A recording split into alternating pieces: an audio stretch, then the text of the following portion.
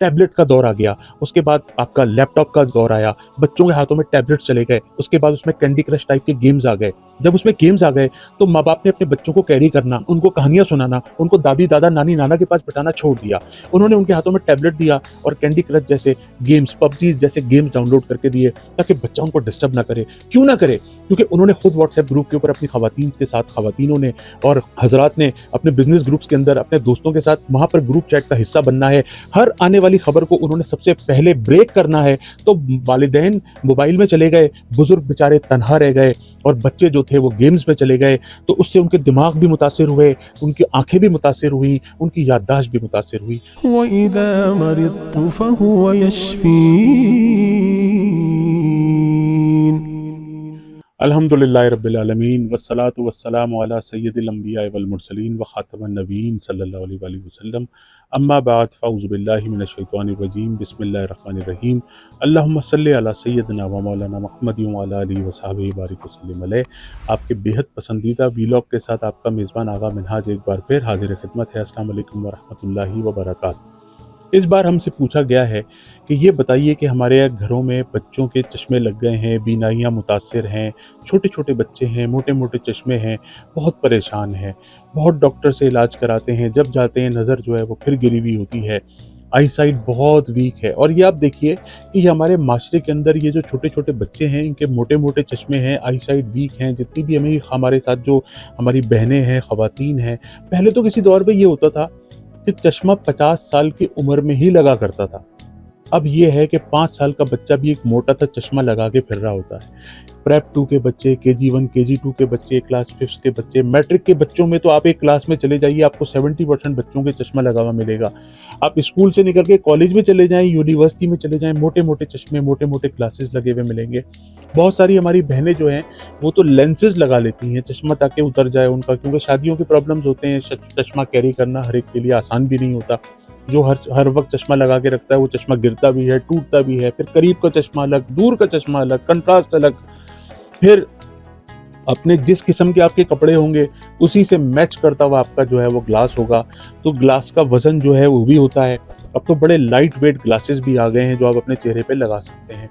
लेकिन ये बेसिकली देखा जाए तो ये फ़ैशन नहीं है, बेसिकली ये एक बीमारी है। बीमारी जैसे दांतों का कमज़ोर होना एक बीमारी है, हेयर फॉलिंग, बालों का गिरना एक बीमारी है, इसी तरीके से हड्डियों का कमज़ोर होना एक बीमारी है, समात का ख़राब हो जाना, कानों में आला लगाना एक बीमारी है, इसी तरह आई साइट का वीक हो जाना, मोटे-मोटे चश्मे लगाना भी एक बीमारी है। और ये बीमारी हमारे माशरे में आम होती जा रही है। उसकी जो बुनियादी वजह है वो क्या है? उसकी बुनियादी वजह नाज़रीन मोहतरम ये है कि पहले पूरे घर के अंदर एक कमरे में छोटा-सा टेलीविज़न होता था 14 इंच का या मैक्सिमम 21 इंच का, 20 इंच का। वो भी ब्लैक एंड व्हाइट हुआ, उसके बाद वो कलर हुआ। सारे घरवाले एक कमरे में जाके बैठते थे, अपने पसंद का ड्रामा देखते थे या कोई क्विज़ शो देखते थे, कार्टून मैगज़ीन देखते थे, कोई दीनी मज़हबी प्रोग्राम देखते थे। उसके बाद सब अपने-अपने कमरों में जाके सो जाया करते थे। एक स्क्रीन टाइम जो 24 घंटे में हुआ करता था, वो मैक्सिमम ख़वातीन का, उनके हज़रात का, बच्चों का 2 से 3 घंटे मैक्सिमम हुआ करता था। वक़्त गुज़र गया, कमरों के साइज़ छोटे हुए, एलईडी के साइज़ बड़े हुए। आज एक घर में अगर 5 कमरे हैं और 3 बेडरूम हैं, तो तीनों बेडरूम्स के अंदर आपको बड़े-बड़े एलसीडीज़ और एलईडीज़ लगी हुई मिलेंगी। उसके बाद टैबलेट का दौर आ गया, उसके बाद लैपटॉप का दौर आया, बच्चों के हाथों में टैबलेट चले गए, उसके बाद उसमें कैंडी क्रश टाइप के गेम्स आ गए। जब उसमें गेम्स आ गए तो माँ बाप ने अपने बच्चों को कैरी करना, उनको कहानियां सुनाना, उनको दादी दादा नानी नाना के पास बिठाना छोड़ दिया। उन्होंने उनके हाथों में टैबलेट दिया और कैंडी क्रश जैसे गेम्स, पबजी जैसे गेम्स डाउनलोड करके दिए ताकि बच्चा उनको डिस्टर्ब ना करे। क्यों ना करे? क्योंकि उन्होंने खुद व्हाट्सएप ग्रुप के ऊपर अपनी खवातीन के साथ, खवातीनों ने और हजरात ने अपने बिजनेस ग्रुप्स के अंदर अपने दोस्तों के साथ वहां पर ग्रुप चैट का हिस्सा बनना है। हर आने वाली खबर को उन्होंने सबसे पहले ब्रेक करना है। तो वालिदैन मोबाइल में चले गए, बुजुर्ग बेचारे तनहा रह गए और बच्चे जो थे वो गेम्स में चले गए। तो उससे उनके दिमाग भी मुतासिर हुए, उनकी आंखें भी मुतासिर हुई, उनकी याददाश्त भी मुतासिर हुई। तो खुदारा आपके आगे हाथ जोड़ता हूँ, जिन्होंने इन गैजेट्स को और इन एप्लीकेशंस को ईजाद किया है, ज़रा जाकर उनकी हिस्ट्री पढ़िए, उनके बारे में मालूमात कीजिए, जिन्होंने ये मोबाइल टेलीफोन्स की एप्लीकेशंस बनाई हैं, जिन्होंने ये मोबाइल ईजाद किए हैं, जिन्होंने ये सॉफ्टवेयर बनाए हैं, जिन्होंने ये एप्लीकेशंस बनाई हैं, उनके घरों में मोबाइल नहीं है, उनके घरों में एंड्रॉयड नहीं है, उनके घरों में iOS नहीं है, उनके घरों में लैपटॉप्स नहीं हैं, उनके घरों में ये गैजेट्स नहीं हैं, ये टैबलेट्स नहीं हैं। खुदा का वास्ता अपने बच्चों को अभी से, ये क्योंकि ये हमारे पाकिस्तान के, हमारे मुल्क के मेमार हैं, ये मुल्क के मेमार 20 साल के बाद अंधे होंगे, इनकी आंखों की बीनाई मुतासिर होगी। आज से 20 साल के बाद हमारे पाकिस्तान का जो मुस्तकबिल होगा, हमारे पाकिस्तान का जो इंजीनियर होगा, हमारे पाकिस्तान का जो डॉक्टर होगा, हमारे पाकिस्तान का जो कंस्ट्रक्टर और बिल्डर होगा, उसकी आंखों पर इतना मोटा चश्मा लगा हुआ होगा, यानी कि वो 50% देखने से महरूम होगा।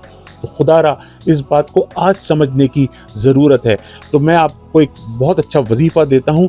कुरान पाक की एक सूरा है, सूरा काफ, जो 2 नुक्तों वाला काफ होता है ना, काफ, तो कुरान पाक की एक सूरा है, सूरा काफ, और उसकी आयत नंबर है 22, और वो है फ़कशफ़ना अन्का ग़िताअका फ़बसरुकल यौम हदीद। सिर्फ ये एक लाइन की दुआ है, फ़कशफ़ना अन्का ग़िताअका फ़बसरुकल यौम हदीद।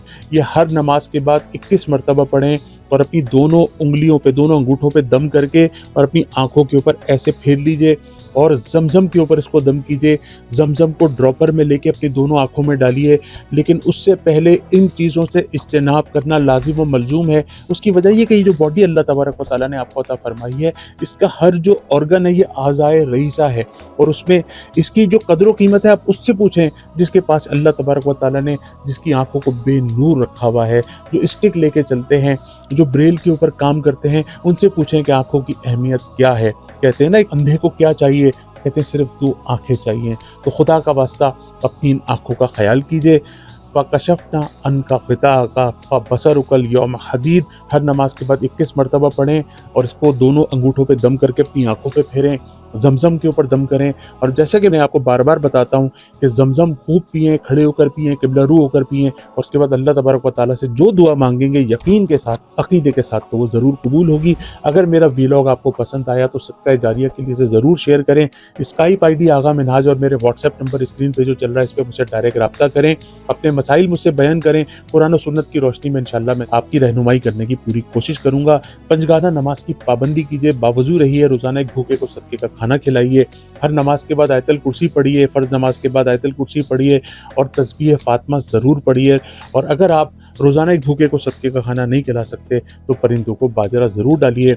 मेरा वीलॉग अगर पसंद आया हो तो ज़रूर शेयर कीजिए। अपने मेज़बान को इजाज़त दीजिए। अस्सलामु अलैकुम वरहमतुल्लाहि वबरकातुहू। وإذا مرضت فهو يشفين